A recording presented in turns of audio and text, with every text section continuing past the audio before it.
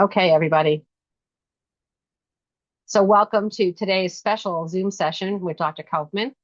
She is the Chief Medical Officer of Senseonics. And just a reminder for everybody that Loop, Trio, and AAPS are open source algorithms to help automate insulin delivery. They are experimental and not approved by the FDA or any other governmental authority.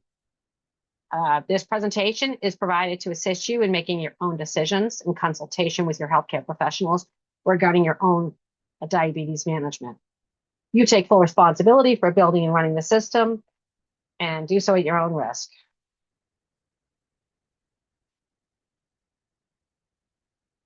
As a reminder, please put your comments in chat or raise your hand using the reactions menu in the Zoom toolbar. And right now, everybody is on mute.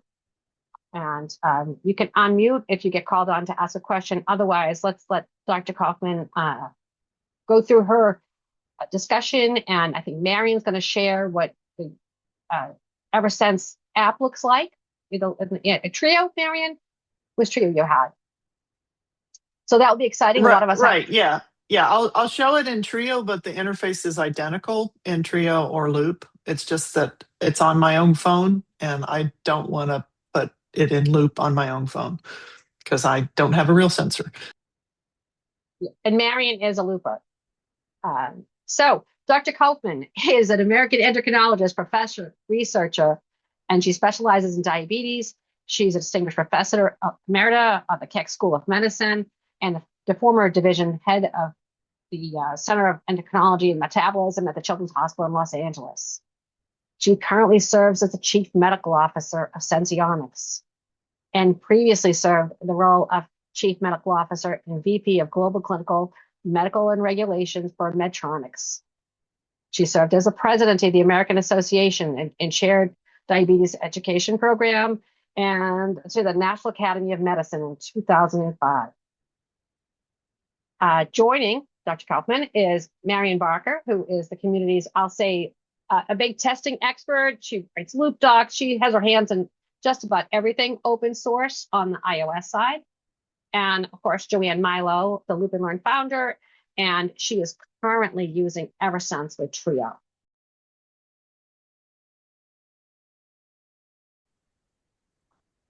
So while we're waiting, I'm going to practice showing what this thing looks like. So I'm sharing my screen. And this is a live view of Eversense app on my phone, just to let you know what it looks like as kind of a teaser. But once Fran shows up, she's going to take over and start talking about it. But this is put together by Bastian. I'm completely losing Bastian's last name. Someone help me. Verhoff. Yeah. Okay. Anyway, he's done a lot of the new pumps and CGMs for the iOS system. And I've been testing this with him back and forth. And just recently added access to what is essentially share for Eversense. So someone can follow your glucose from within the app. Hi, my name's Charles. I've been looping for about, I think, 10 years now. I'm on Dexcom G7 and Omnipod.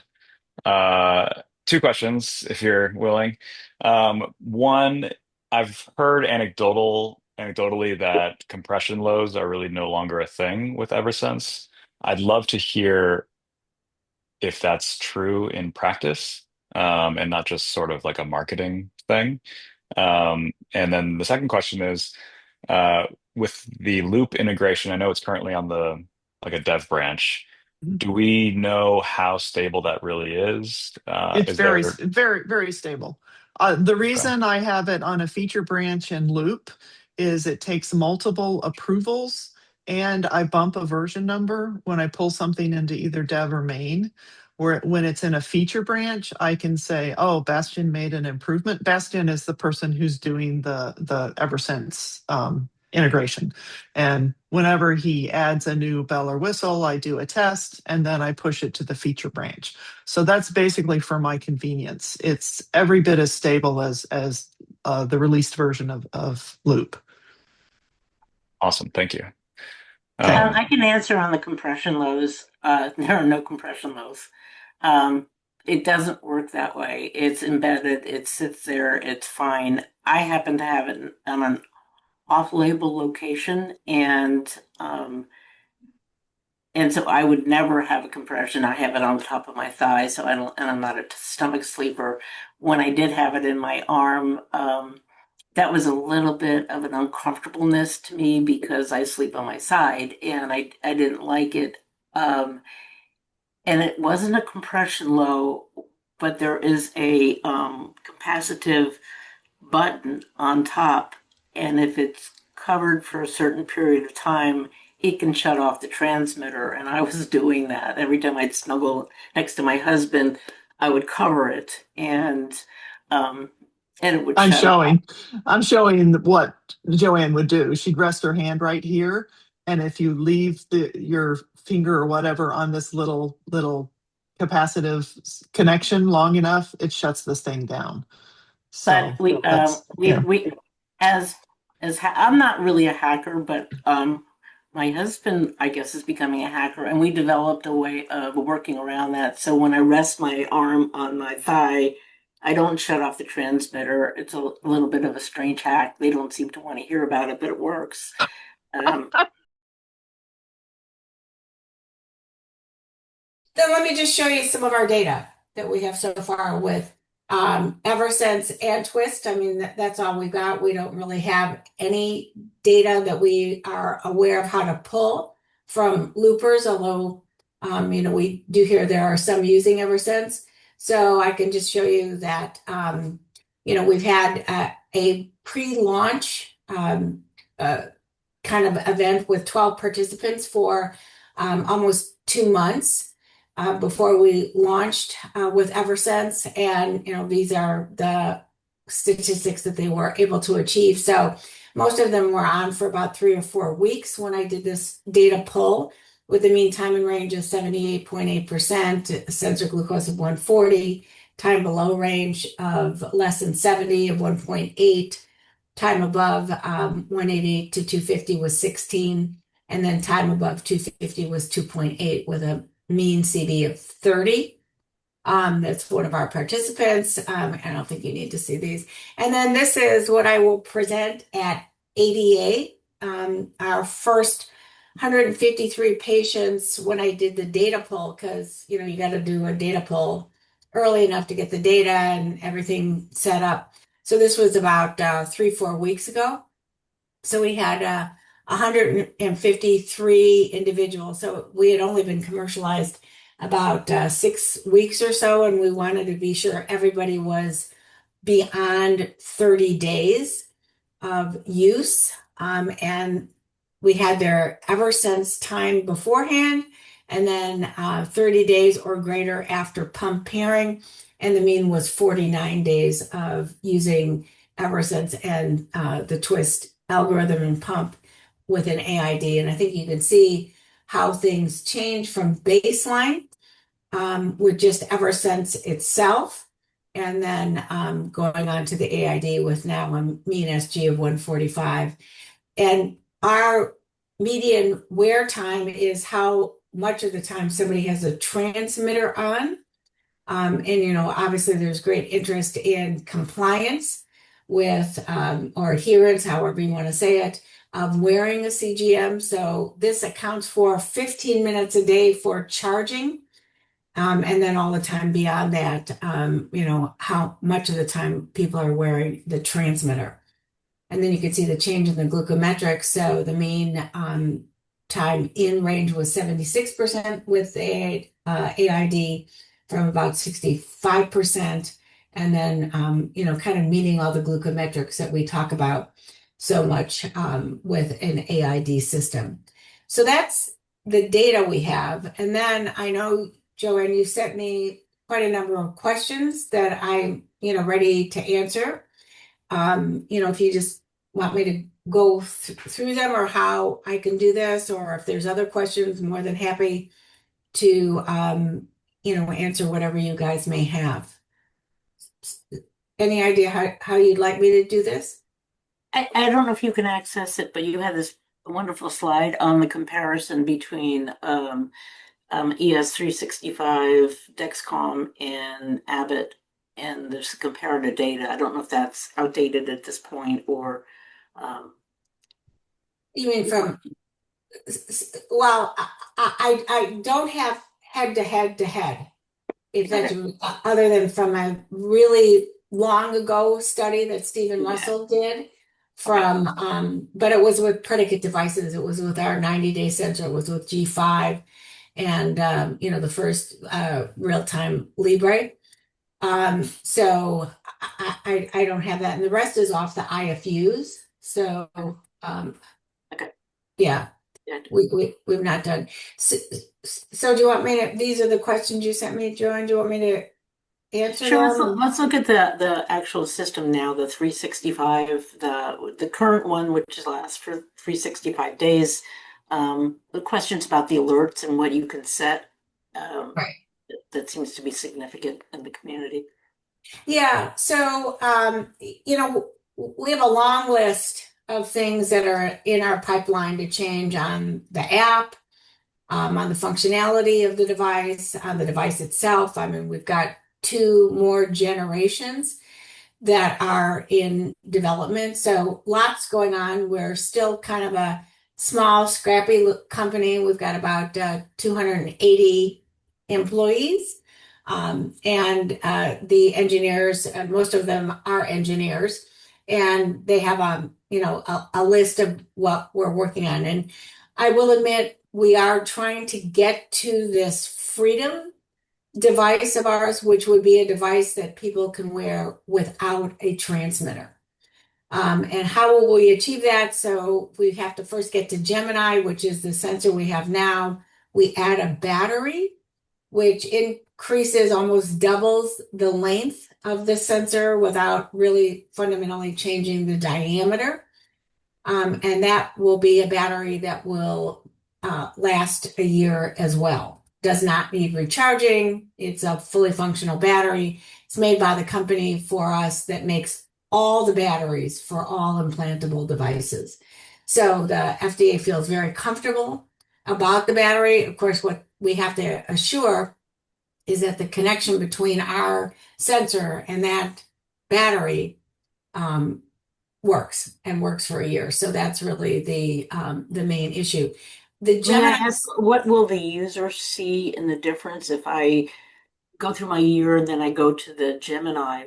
Will I notice a difference? well, once it's implanted, you'll be able to feel the difference when before it's implanted, you'll visually see the difference. It is longer. Again, not wider. The diameter is not significantly different, but the length is almost double in length. Wow. Okay. Yeah. But once it's in your skin, I mean, you'll just feel something, you know, rather than this long. I don't know if you can see my fingers, it will be this long. And, you know, once it's sub-Q, it won't make any difference. The battery itself is completely, you know, it's titanium battery casing and is, you know, doesn't react to the body at all. Now So, that, sorry, I'm just wondering if Joanne can feel the sensor under her skin. sure. I mean, can, I'm aware of it. It does not, you don't see a lump of it. I have no scar because there were no stitches. And so I can kind of feel it. But it's not at all. It's a nothing, basically. Yeah.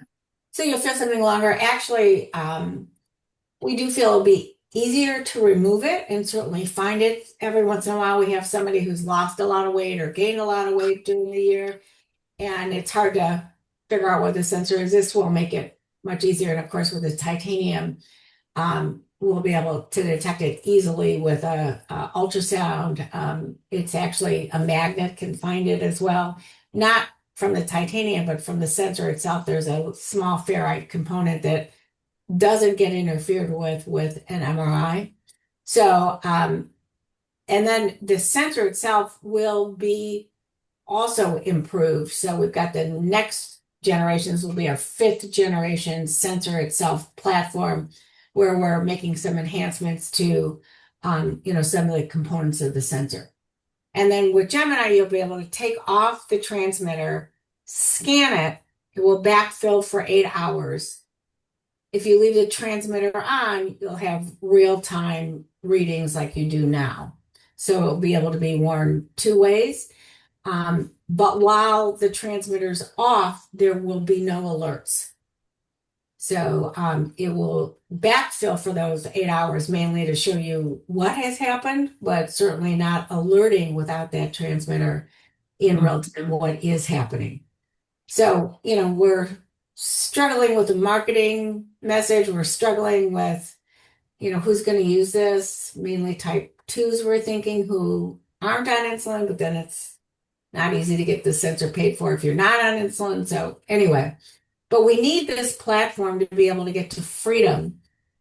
And we call it freedom because now there is nothing at all on body. And what we will have done already is incorporate the Bluetooth antenna into the sensor itself. So straight from inside your arm, it will be transmitting to the app. There'll likely be a small dongle that we'll have to sell so that it's a durable device. Otherwise, we're not sure Medicare can figure out a way to cover it. And that dongle would be able to be clipped to your clothing or on your belt, or you don't need it to carry it at all. But it will give the vibratory alert, because obviously without the transmitter now, we're going to lose that vibratory alert. And this will likely replace that. Will it also maybe signal to an Apple Watch or a smartwatch? Well, not necessarily from the dongle, but from the device itself. So we are, working on all that.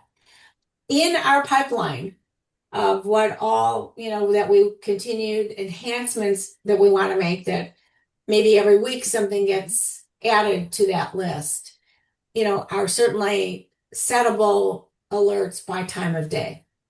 How many segments we'll have, whether it'll be 3 or 8 or, we're not sure. But once we start with that code, it doesn't matter. So we are working on that. To once we're at this freedom area, there won't be vibratory alerts unless you want to carry that dongle or have that dongle. So we're working on volume, settable alerts, they're all in our pipeline. It's just I'm not exactly sure when they're going to get there. And in addition, in our pipeline is, opening up our API so that anything can link to it.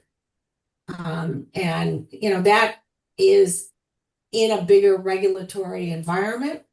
But we think, particularly to the watch, likely class 2. So, we're working on all of that. What I can't promise is when any of that will be done. We have partnered with a well-known app developer in the diabetes space to offer tutorials right in the system. I mean, really augment the experience for people.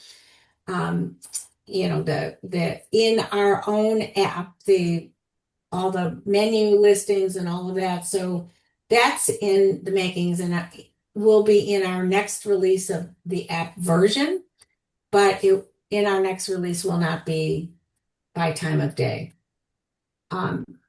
Lots of people pushing for it. Trust me on this one, we're just not there yet, but it will be there.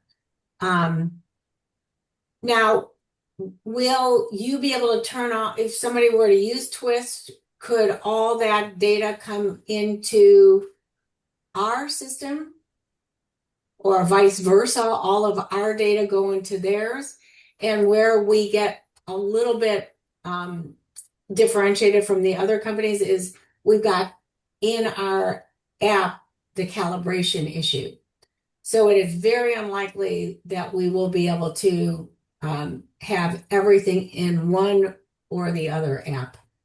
We will need to, eventually everything's possible. It's just that would be a absolute submission to the FDA. And then, the question is, which company would we do it with? Hopefully by then we'll have the ability to partner with whoever. But if that exists in the future, it is more in the future than these other issues.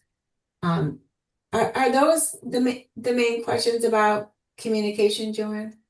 Yeah, I think if anyone has questions that are released very specific for Fran, the other questions are user interface things I can tell you about charging or anything else that isn't necessary to hear Well, it there is directly. one question about dual app transmitters available to non-Twist users.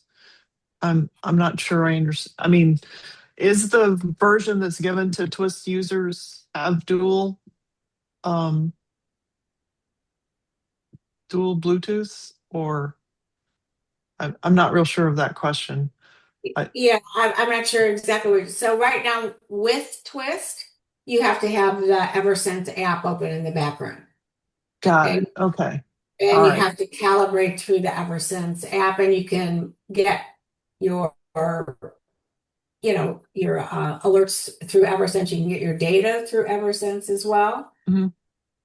With Twist, all the CGM data is also transmitted into the pump, so you see all Okay. into the Twist app. So you see all of our data Got it. on their app, but you can't calibrate through it. Okay. Whereas the open source app, I don't know if I'm sharing information you're not aware of.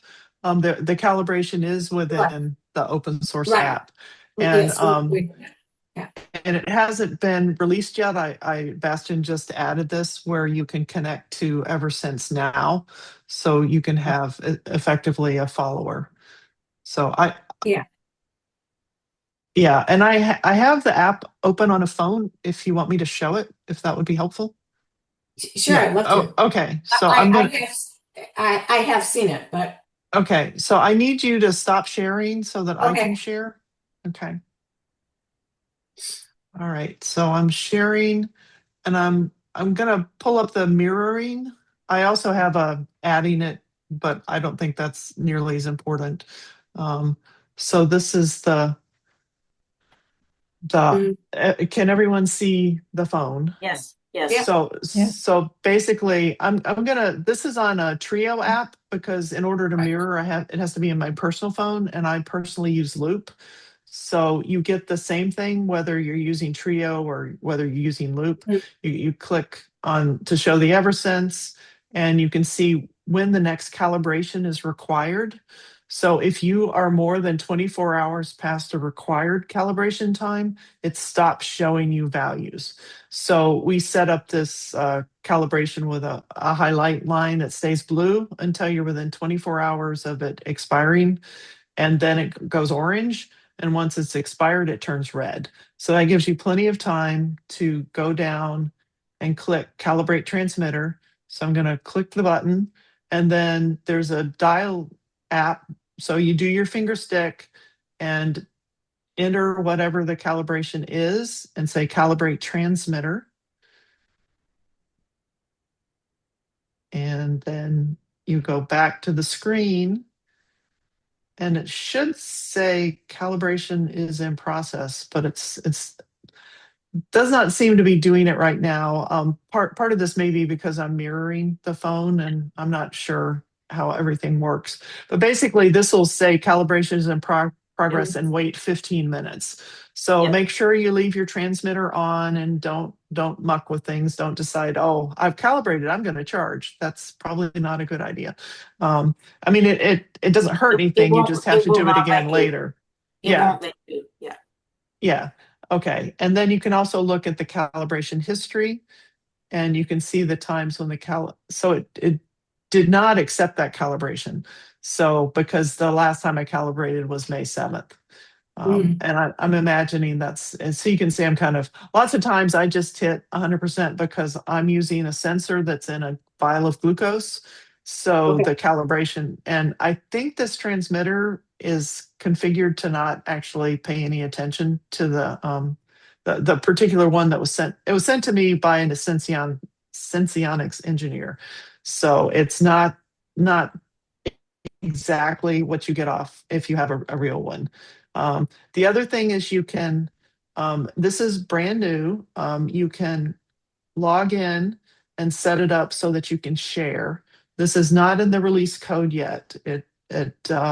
Bastian just added as a pull request. I tested it, and he's let Senseonics know that Nugget is now up. No, I'm sharing to Nugget. I'm sorry. Marion Barker is donating or sharing this data, so they'll look at it coming through. You can also see alert history, and a lot of low glucose showing up there because the glucose in the vial is getting low. I'm going to have to add more in a little bit. And then there's a placement guide. So this shows 100%, and I have basically a vial that has glucose on it.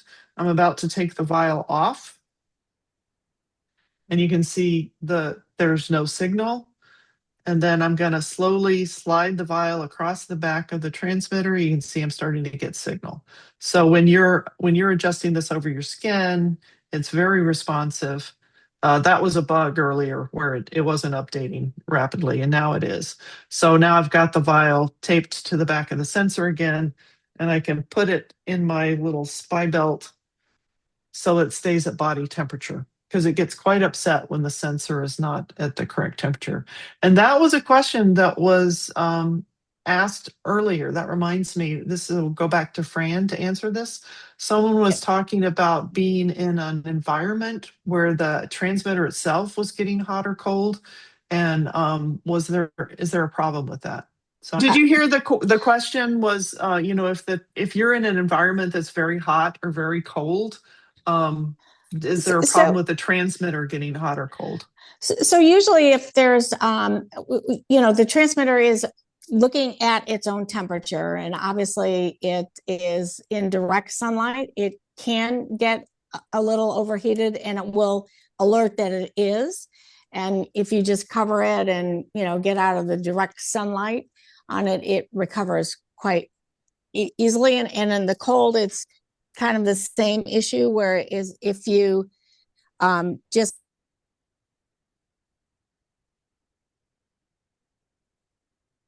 Fran, I think we lost you.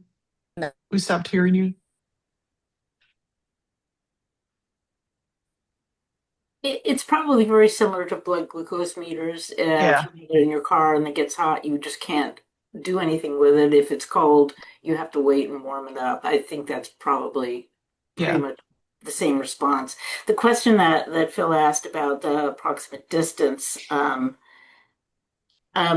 my experience is I don't lose connection, but if I'm around the corner, I do. So if I'm 10 feet away and there's a wall between, I'm better off having my phone with me than 10 feet away around a corner.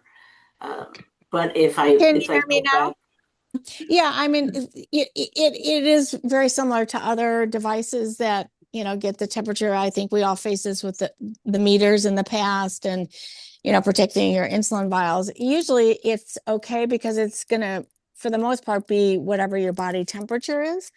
If you cover it, if it's too cold, it will warm up, but it does alert if it's detecting a temperature issue. Okay, thank you, Francine. And I put back up the sharing just to let you see that the calibration in progress did take. It just takes a little while before it shows that it's calibrating. So just be patient. So do your calibration, go back to the screen, and just wait. So then, 15 minutes later, it got a transmitter error, probably because I was taking it off my body and playing with the thing. I found if you just ignore the transmitter error, so that calibration probably won't work because I interfered with it. But it basically just be patient. Within 15 minutes, the error goes away and it starts reading again, and everything's fine. I've had the same thing, and it's not a concern. Yeah. Yeah. Okay. But Joanne. Go ahead. So Joanne, overall, your assessment, you spent a lot less time thinking about T1D and your tech than you did 4 months ago when you were a G6 or G7 user. That's Oh, me? fair? Yes. Oh, absolutely. Well, I don't have failures. I had so many Dexcom failures, and I always hated the first 24 hours because you can't run a loop with bad data. And no matter what I calibrated, the Dexcom would not adjust properly for 12 to 24 hours. And that's, out of 10 days, that's 10%. I don't have any of that with the Eversense. All it requires is a charge for 10 minutes every 3 to 4 days. That's a kind of a no-brainer to me. And the application, the adhesive, it has been absolutely non-reactive to my skin. It easily pulls off. It's terribly easy. So I just have to remember to charge because I forget to pay attention to it because I don't think about it at all. It doesn't hurt. I don't bleed. I don't have skin irritation. And I don't deal with companies that frustrate me by not making better products. So that's just a personal opinion. But it has been so much easier. Absolutely. That's wonderful. Hey, Wendy, you had your hand raised. If you just a quick minute, because I think both Marion and Fran need to head out. Yes, I did. Just a really quick question because my endo has sent information to Eversense, so I'm hopefully in the pipeline to possibly get that soon. And I was curious about once you have it for the year and it's removed and you go somewhere else, and I know it's just approved for the arms, how much, to prevent scar tissue, what is your recommendation with that kind of a thing, placement wise? Can you hear me? Yes. Yes. Oh, good. Thank goodness. So we've done a study with the 90-day sensor, and some of the patients got to the 180-day, but it was a 2-year study with multiple sensor insertions and removals, but on label, so alternating arms. There isn't permanent scar tissue in the subcutaneous space that you have to worry about somehow interfering with glucose measurement. I mean, the subcutaneous space is really just gush and, some collagen fibrils, but we've not seen use back and forth, back and forth, back and forth in any way damaging tissue in some capacity that does not allow for adequate glucose measurement, either with ours or going back to a traditional CGM. The external scar, for the most part, after you leave it heal for the year, you can go back into that same incision area. So you have one little scar on your arm. I don't scar very much. This is my third sensor. My previous 2 scars, are little white lines on my arm, but I've got so many other stuff going on my arm. It's the least of my concerns. So, but there isn't like permanent scar tissue. And in fact, this may be less traumatic to the subcutaneous space than the repeated insertion of a transcutaneous sensor. And in part because we do have a little dexamethasone on the sensor, and that actually kind of inhibits scarring. Oh, okay. So Thank we've not seen, and then of course I can say this, nobody else in the company really can. There's lots of off-label use as to where it's placed. Okay. Yeah. That is I think, there are some inserters who don't even wait the year and just use one insertion site all the time. We have not seen negative issues with that, but it certainly is against label. Does that cause people any difficulty with Senseonics if there's a failure and it's an off-label location? No. Okay, that's great. I should also mention there's a fabulous Facebook group for Eversense 365, very well moderated, lots of answers. If you have further questions, join the group. They really do a good job. Are there any other questions that Fran can answer for you on the corporate side, the technology side? well, Joanne, because I know she has to go. Oh, Well, actually, maybe now what? that I'm in the car, I've got at least 15 Oh, minutes of driving. So, perfect. All right, go ahead, Phil. I'll yeah. quiet down.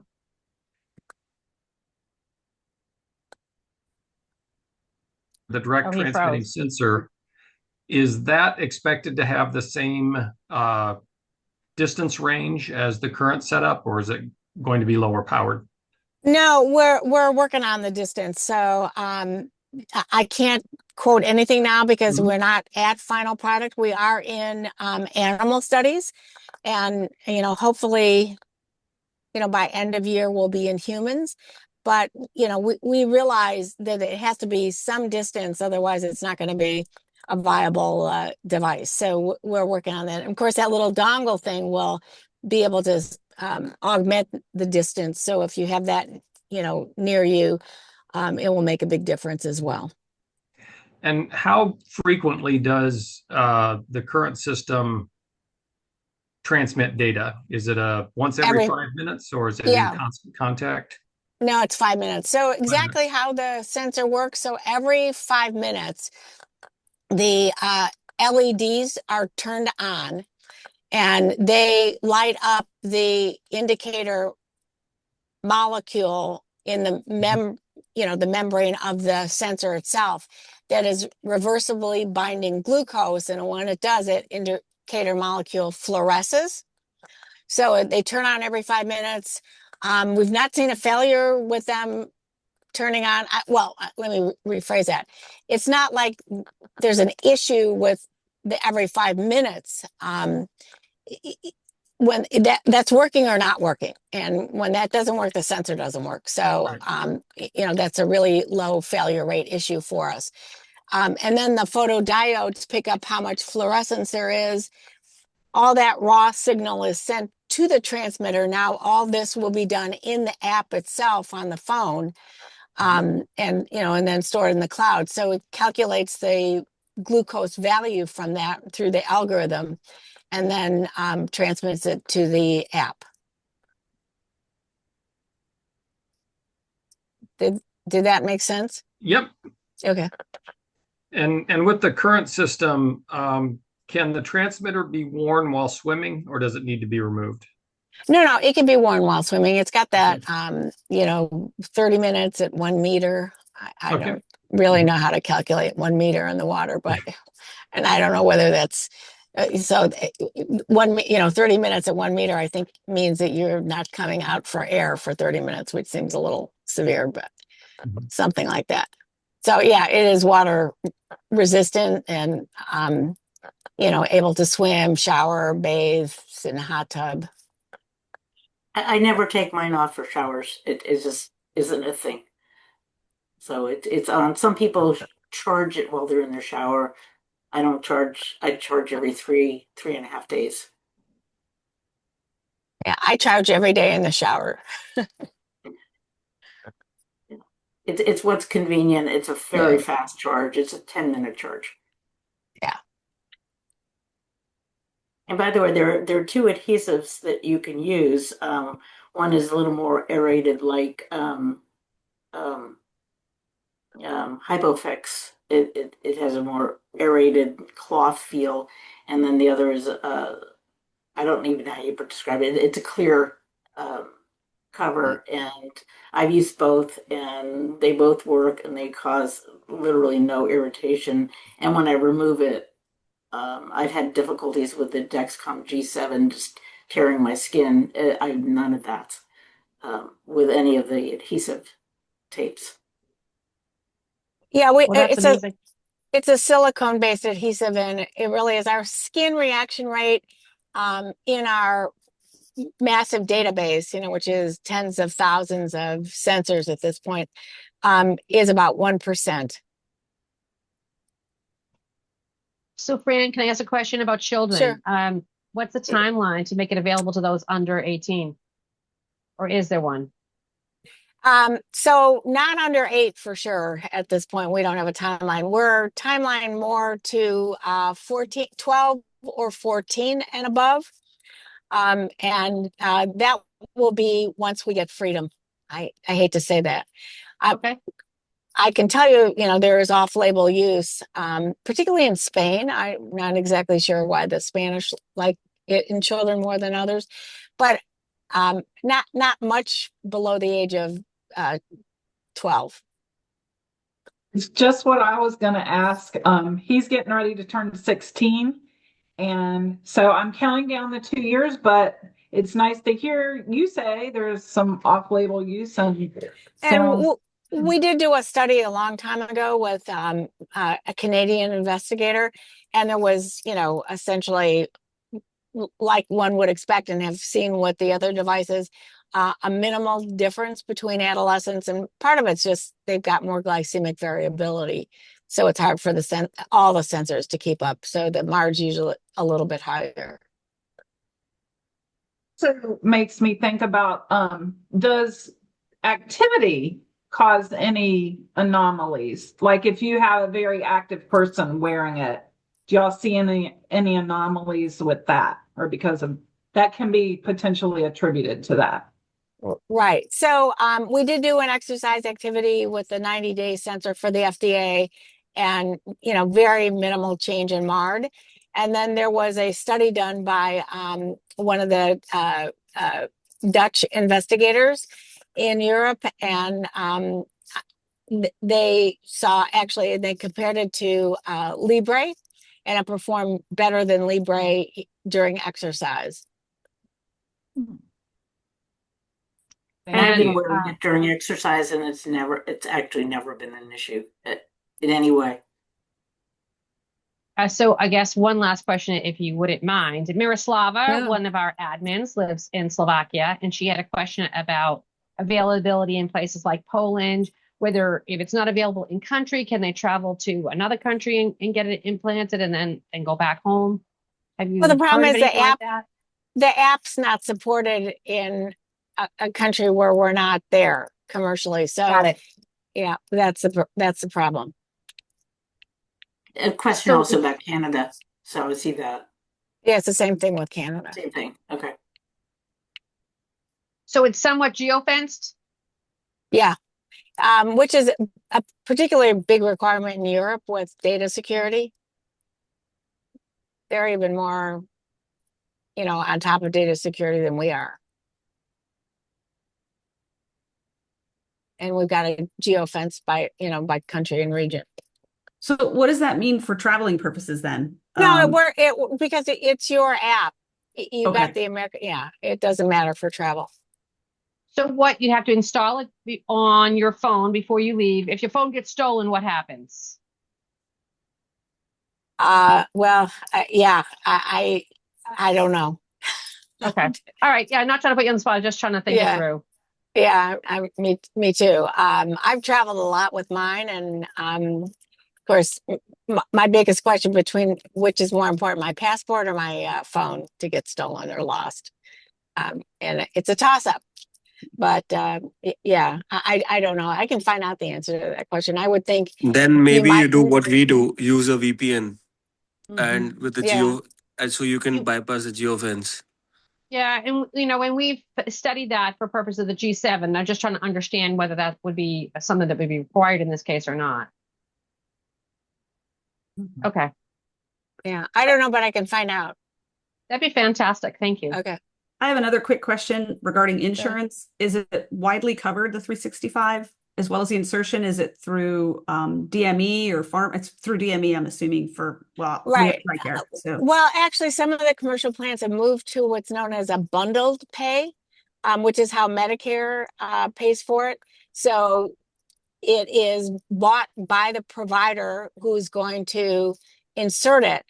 And then when the insertion occurs, they bill the insurance company or Medicare, and they get a bundled payment that includes the amount of the sensor and transmitter as well as their fee.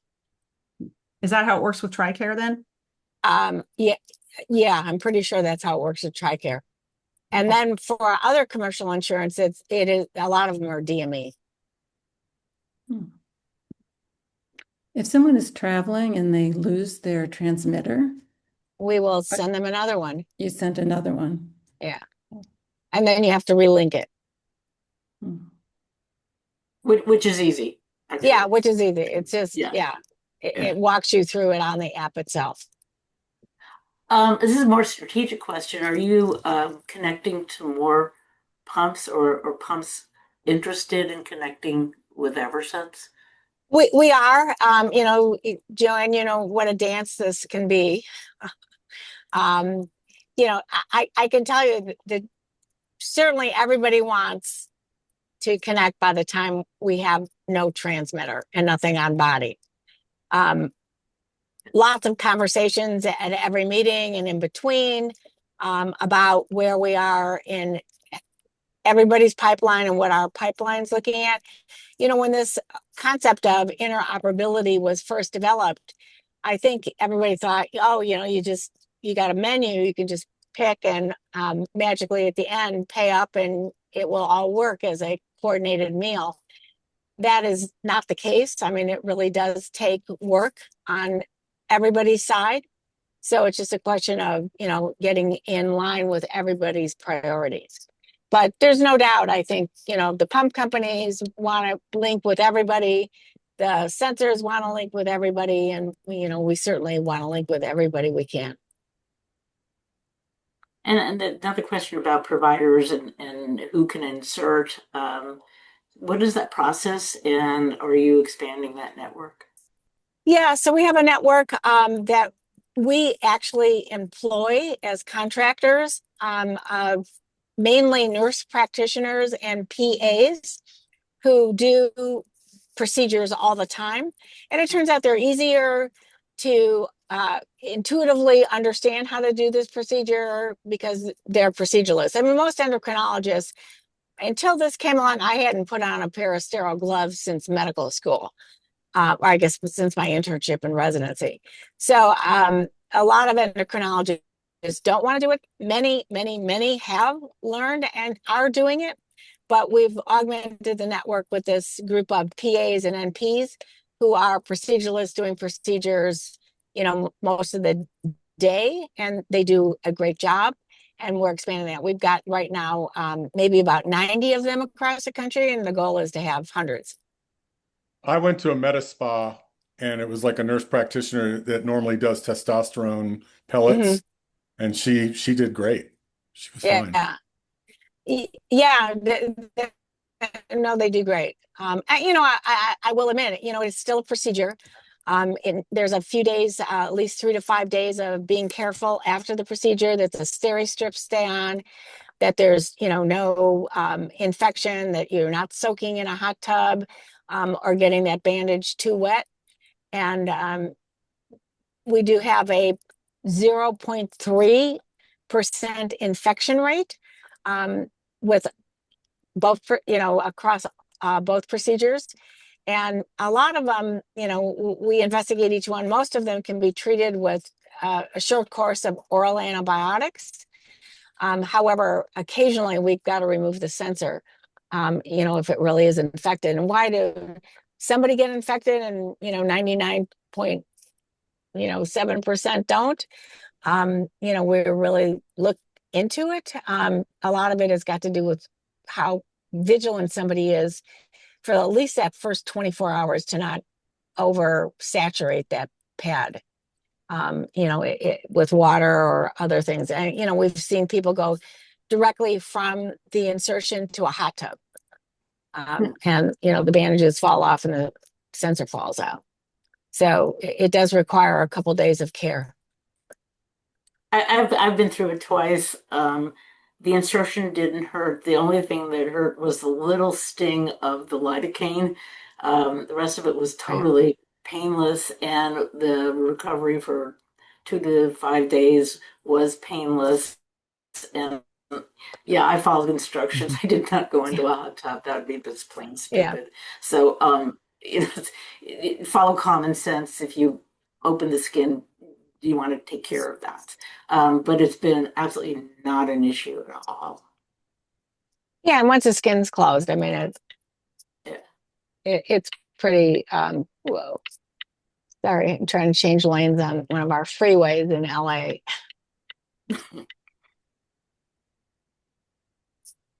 Well, thank you. Yeah. Really appreciate the time. Yeah, I want to apologize Don't, so much. don't, I just feel terrible. no, Well, you'll have to come don't back start your and make Monday that amends. way. I'll come back anytime, but get me the link early so I can not lose it. Sorry about that. No, I'm sure it's my fault. Don't worry about it. I just so appreciate you guys, as a clinician who's been doing this still for 45 years.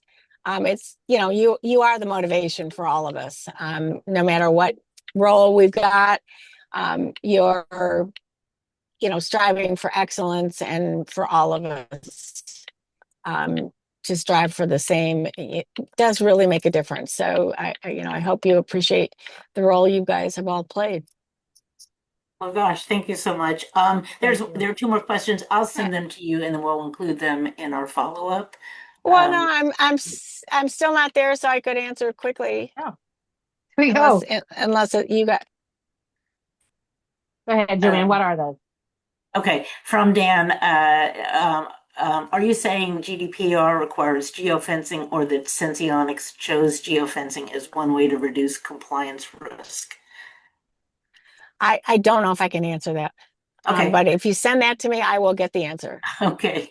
Yeah. And given how sensitive MARD is to study design, glucose distribution, and data exclusion, what evidence can you provide that your claimed MARD superiority reflects genuinely better sensor performance? Well, all we can do is, we develop a protocol. We sit down with the FDA. They agree that will allow, the criteria are met, to have a product that can be commercialized. We conduct the study. Through independent investigators. We all use the same group. It's Tim Bailey in San Diego, Mark Christensen in Walnut Creek, Ron Brask up in Seattle. These are the investigators who have these machines that can do the studies and have all the experience in the world, which is why everybody wants to use the same ones. So they conduct independent monitoring occurs during it. All the data is collected and secured and locked down at the end of the study. All that data is transmitted to the FDA in raw form, as well as through our analyses, which are then also independently reviewed in the submission. And that's what the data is. You're right, they're not all the same subjects. They're not all the same number of subjects. They're not all the same ages. And therefore, it's not a head-to-head kind of event. They're done, separately. And then looking at the data set, you can look at, what's the difference by age, what's the difference by gender, and try to figure out, do you think that might impact anything? How many of the pair points are in the high range, what the rate of change is? All of that, even in our own studies, differs from one study to the next. So, but in the end, you've got 50,000 points that you're comparing of simultaneous measurement, and and then by all the different buckets. Obviously, there's less in the hypo range because it's hard to keep somebody hypo for too long, and the data is approved and reviewed by the FDA, and that's what goes in the labels, and the labels are different. And when we look at our label compared to other label, particularly in the hypoglycemia range, our data looks different than theirs. And then you can kind of understand at a chemistry level and device level, in that in a fluorescent methodology, when you're measuring something in low concentration, it actually is very accurate. When you're doing a chemical reaction for something in low concentration, there's more noise in the system, so it's not quite as accurate. So, we feel pretty comfortable that our hypo accuracy, is real and is different than the other devices. Did that answer the question? I think you did a great job. It makes perfect sense. Yeah. Thank you so much. Yeah. Listen, you all have a good day. It's beginning of the week. Let's make it like excellent. And thank you all for being here. We'll get the video edited and posted and include some of the answers, and anything else you need, let us know. Yeah. Thank you, everybody. Really appreciate it. And thank you And so much. I have arrived at the hospital, so I'm checking out. Thank you so much. Thank you. Thank Thanks, you. Joanne, for helping to organize this. Thank It's you. awesome.